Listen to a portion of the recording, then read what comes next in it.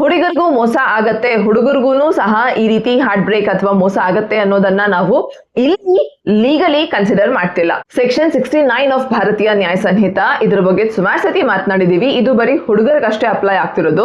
That is on the false pretext of marriage. ಅಂದ್ರೆ ನಿಮ್ಗೆ ಮದ್ವೆ ಆಗೋ ಉದ್ದೇಶನೇ ಇರ್ಲಿಲ್ಲ, ಬಟ್ ನೀವು ಮದ್ವೆ ಆಗ್ತೀನಿ ಅನ್ನೋ ಒಂದು ಪ್ರಾಮಿಸ್ ಅನ್ನ ಮಾಡಿ ಫಿಸಿಕಲ್ ರಿಲೇಶನ್ಶಿಪ್ ಗೆ ಎಂಟರ್ ಆಗಿದ್ದೀರಿ. ಇನ್ ದ ಸೆನ್ಸ್ ಒಂದ್ ರೀತಿ ನೀವು ಹುಡುಗಿಗೆ ಮೋಸ ಮಾಡಿದಿರಿ. ಈ ಕಾಂಟೆಕ್ಸ್ಟ್ ಅಲ್ಲಿ ನಿಮಗೆ 10 ವರ್ಷ ತನಕ ಜೈಲ್ ಇಂಪ್ರಿಸನ್ಮೆಂಟ್ ಆಗುತ್ತೆ. ಸೊ ಇದು ನಮಗೆ ಹುಡುಗರಿಗೆ ಮಾತ್ರ ಅಪ್ಲೈ ಆಗ್ತಿರೋದು. ಈ ಕಂಡೀಷನ್ ಹುಡುಗರೇ ಈ ರೀತಿ ಮಾಡ್ತಾರೆ, ಹುಡುಗಿಯರು ಮೋಸ ಮಾಡಲ್ಲ ಅಂತ ಅಲ್ಲ.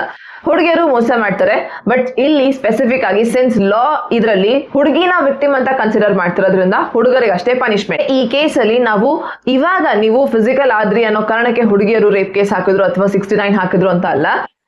ಸಿನ್ಸ್ ದ ಬಿಗಿನಿಂಗ್ ಏನು ಮುಂಚೆಯಿಂದ ಚೆನ್ನಾಗಿದ್ದು ಆಮೇಲೆ ಹುಡುಗಿಯರದನ್ನ ಮಿಸ್ಯೂಸ್ ಮಾಡ್ಕೊಳ್ತಿದಾರ ಅನ್ನೋದನ್ನ ಕನ್ಸಿಡರ್ ಮಾಡ್ಲಾಗತ್ತೆ.